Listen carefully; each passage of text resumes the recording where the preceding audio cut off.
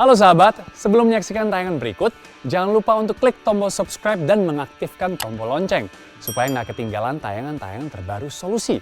Karena setiap minggunya, kita akan mengupload banyak sekali video yang pastinya akan menginspirasi Anda, termasuk tayangan yang berikut ini.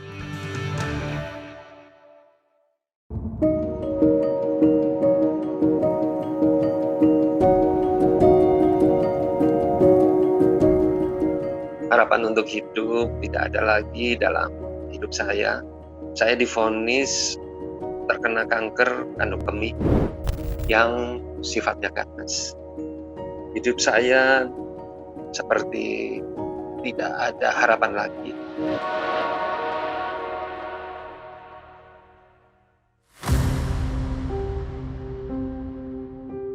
Suatu hari saya saat buang air kecil, air seni saya berwarna merah marun. Saya kaget sekali dan timbul rasa takut. Pada saat saya periksa, dilakukan ronsen lebih dalam lagi, ternyata ada massa, yaitu seperti tumbuh.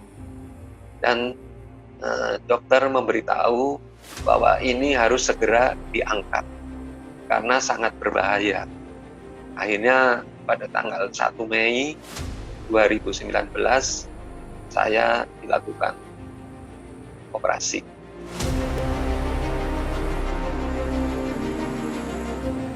Nah, dokter memberitahu pada istri saya bahwa menurut pengalaman dokter, dengan tumor seperti ini berwarna abu-abu dan kenyal, ini sejenis kanker.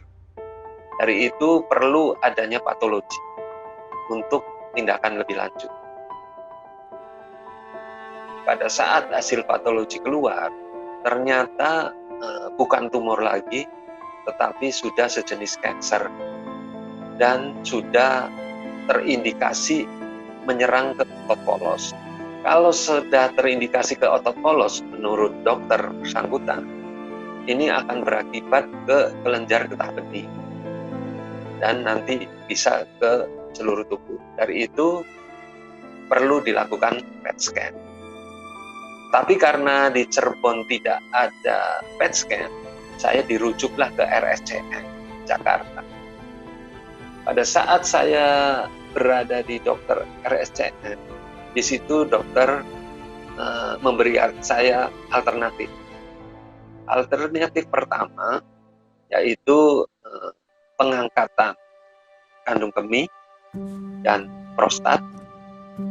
Terus dibikinlah suatu rekonstruksi kandung kemih, di mana nanti saat saya minum air, dia akan turun langsung ke kandung kemih dan akan keluar dengan sendiri. Alternatif kedua yaitu tetap pengangkatan prostat dan kandung kemih, dan dibikinlah saluran keluar dengan dibikin kantong, yaitu penampungan air seni, yaitu berupa kantong di luar tubuh saya. Jadi dua alternatif ini yang membuat saya benar-benar tidak berdaya. Seperti rasanya saya itu sudah tidak ada fungsinya lagi, sudah tidak sebagai manusia, benar-benar tidak bisa berbuat apa-apa. Bahkan dokter mengatakan bahwa saat alat reproduksi suami ibu diambil, tidak bisa melakukan hubungan suami istri. Tapi saya tetap ikhlas. Yang penting suami saya sembuh, suami saya hidup lagi. Tapi melihat suami saya terpuruk, dia mungkin merasa sebagai seorang lelaki mungkin tidak bisa melakukan fungsinya ya. Saya bisa merasakan dia sangat terpukul sekali. Stres terjadi, khawatir, takut, bahkan seperti saya sudah tidak berdaya lagi. Sampai saya seakan-akan hanya tinggal nunggu hari saja.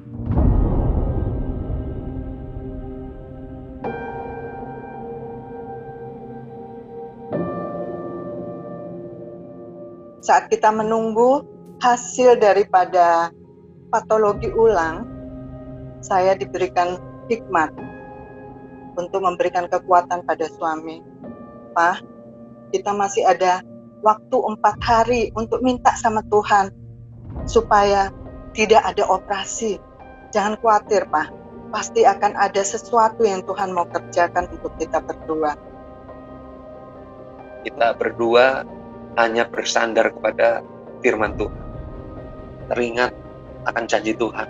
Seperti di Yohanes 14 ayat 14. Jika kamu minta sesuatu kepadaku dalam namaku, aku akan melakukannya. Aku minta di dalam nama Yesus, berilah aku kekuatan menghadapi ujian ini. Kami memutuskan untuk, ayo Pak, kita berdoa selama 40 hari. Kita memuji, memuliakan Tuhan, menyembah. Dan pada saat itu saya merasa ada kekuatan baru.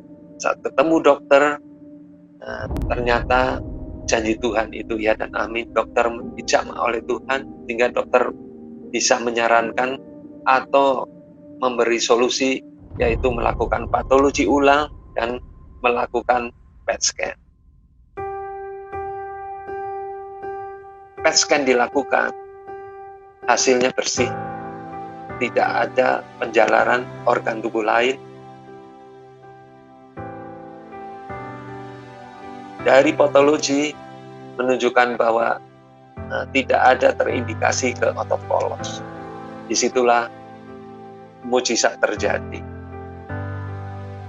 Melalui hasil patologi itu, dokter yang saya temui memberi jalan yaitu melalui kemo lokal, yaitu sebanyak 8 kali.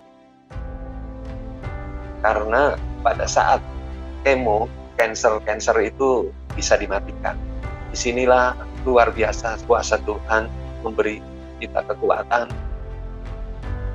Setelah saya alami semuanya ini, saya baru merasakan, baru juga bisa melihat bahwa semua ini karena kemurahan Tuhan, bukan karena kuatnya kita. Sehingga pada saat saya mengalami mujizat ini, luar biasa, firman Tuhan tergenapi di dalam hidup saya.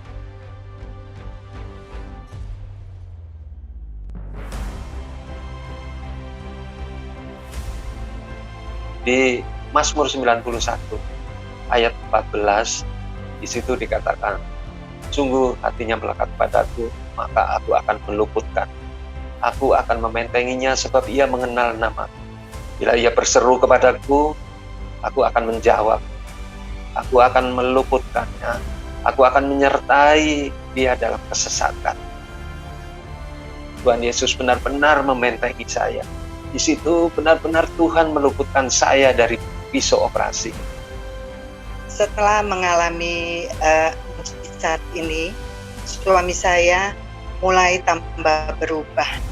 Semakin imannya tumbuh. Saya percaya dengan kejadian ini dia akan mungkin lebih lagi dari yang dulu, pengenalan akan Tuhan yang luar biasa.